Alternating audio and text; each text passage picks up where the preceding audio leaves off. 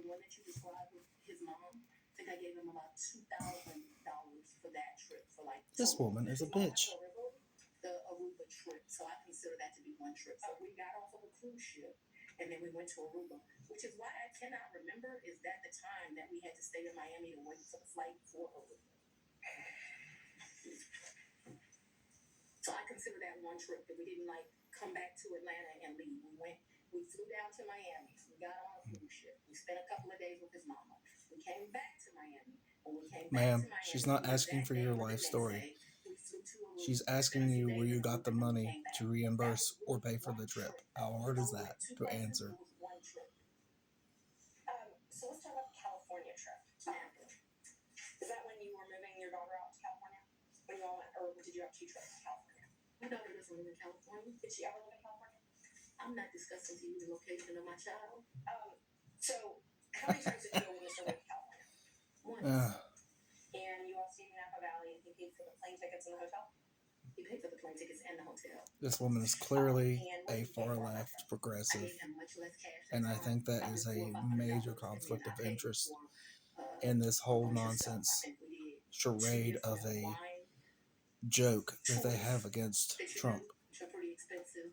I think I bought him. He likes wine. I don't really like wine, to be honest with you. I like Grey Goose. I bought him a bottle of wine while we were there, and the sippings that you do. I can't remember how like 4 or 5 different places you go. I remember we went to this place that they do pairings. That was the most expensive thing that I think that we did while we were there. So they would pair. They would pair champagne, chocolate, and caviar. It was a 3, and it was like 3 different things: Sweden, Russia, someplace else. I'll make that up.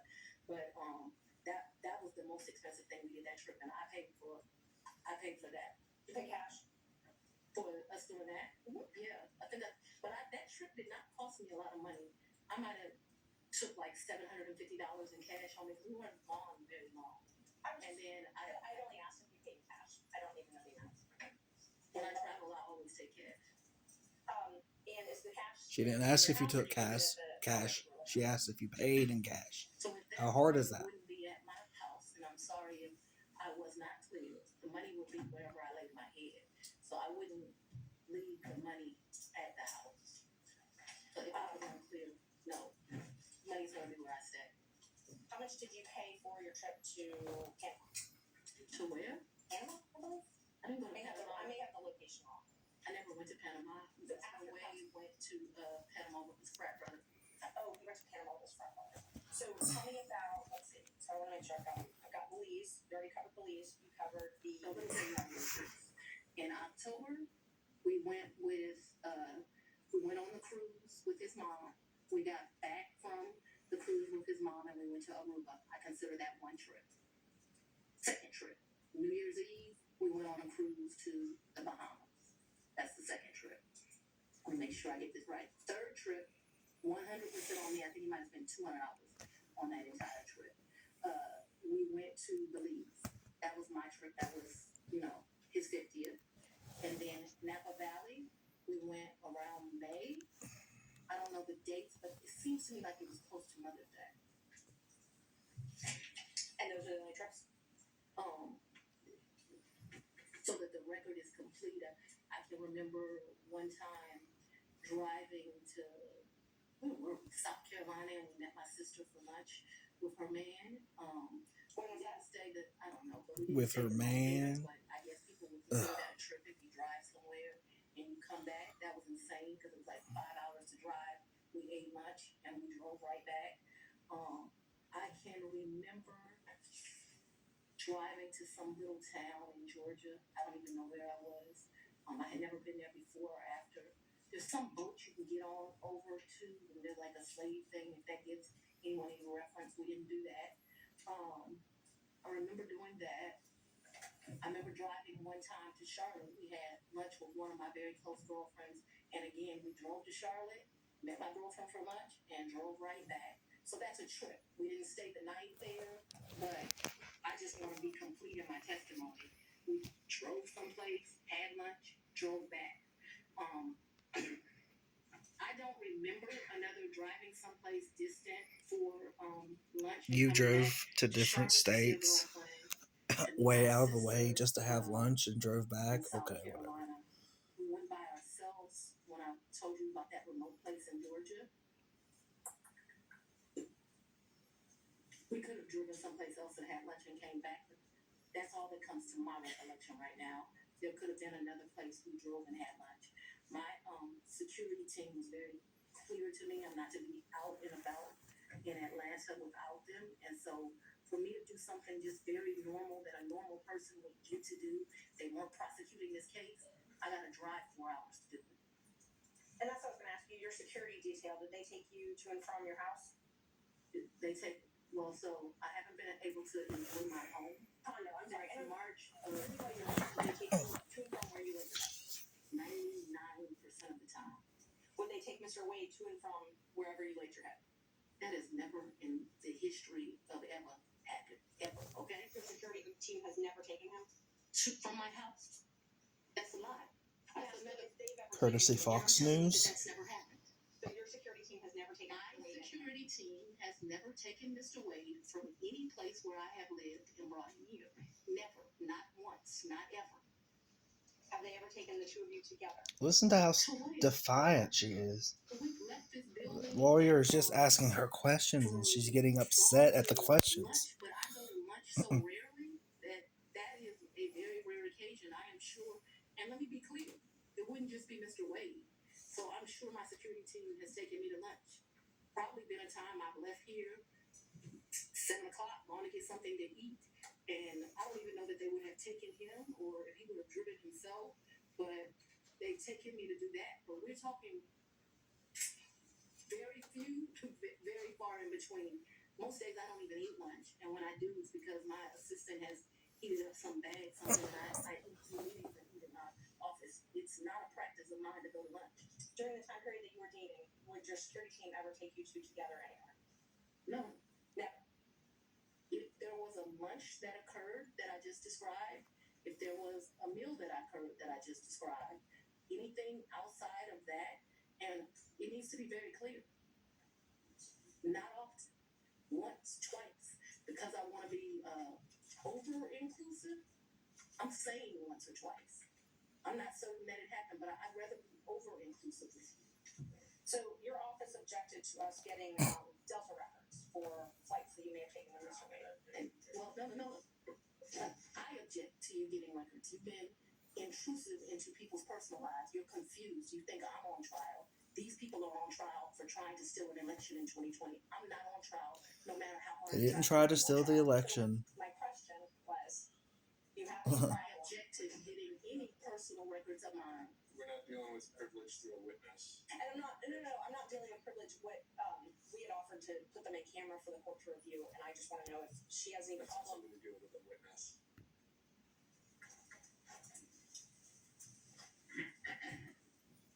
Okay, you have to file as part of your job something called the income and financial disclosure report, correct? That's correct. And you filed your first one, so you filed 2 today, is that right? Is it 2 or 3? I probably would have filed 21, 22. Maybe I haven't filed 23 yet, because isn't it due like June of the next year? April, I believe. So you filed your first one, it looks like April 15th, 2022, and your second one, April 17th, 2023. Does that sound familiar? That I don't remember the dates, but you're an officer of the court. I'm gonna hope you're telling the truth now. May I press witness? You may. Thank you. I already gave the state a copy. Exhibit 20 and 21. Can somebody bring me some? Yeah. All guys are getting a little old.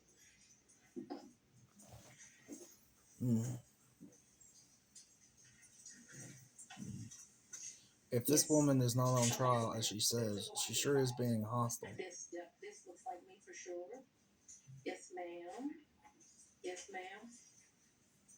Should we move to net 20 and 21? I think you need to delineate which ones. 20 is 2021, so it accounts for the time period you're on January the 1st, 21 through December the 31st, 2021. That is Defendant's Exhibit 20. Defendant's Exhibit 2021, it accounts for the time period January the 1st, 2022 through December the 1st of 2022. All right, any objection to exhibits 20 and 21? Nope.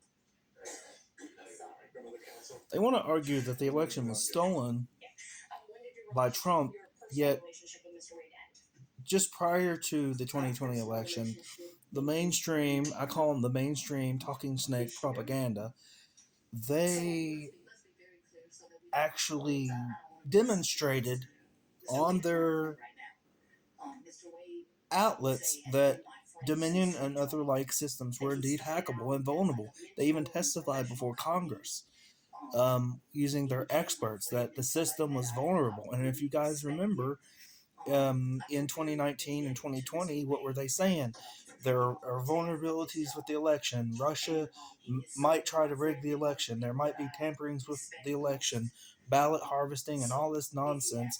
And now, since Trump has said the election was rigged against him, they have flipped the narrative to say because he contested it legally in the court of law, he was trying to steal the election. Even though, again, experts testified to Congress. I can cite this in a link below. They testified to Congress that our systems were vulnerable and hackable. And then after the election, they turned around and said, nope, these aren't the ballots you're looking for. Never mind the water break that just happened so we can stop counting, not only in one state, but in multiple states. Never mind all that. There's no such thing as Dominion being hackable. We didn't discuss any of that. We didn't testify to any of that before Congress. None of that happened. These aren't the ballots you're looking for. It's a bunch of bullshit. Sometime in, I'd say late summer of 2023. So I don't believe in, Courtesy Fox News. Salaciousness of all of this, right? I was asking about your romantic relationship. When you stopped dating?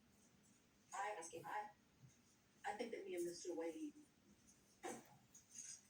so he's a man, he probably would say June or July. See, listen to her. Listen to her and listen to her total contempt for men. Well, he's a man. And this is not the first time she's made this comment. Well, he's a man, so obviously men only think the way stereotypically all men do. You see who this woman is? She is a scam. What condo, what apartment? I want to be clear. So, not your house. I know you classified one as house and one as condo, so I'm trying to use those terms. So it's been more than, see, what you don't understand is because of this case, I got to move. And so I If you could ask a more precise question. yes, please give me the time period. Mr. Wade visited you at the place you laid your head. When? Has he ever visited you at the place you laid your head? So let's be clear, because you lied, and this let me tell you, this lied right here. I think you lied right here. No. This is the truth, Judge. And it is a lie. It is a lie. Well, You see. Mr. Senna, thank you. We're going to take 5 minutes. Be back in 5.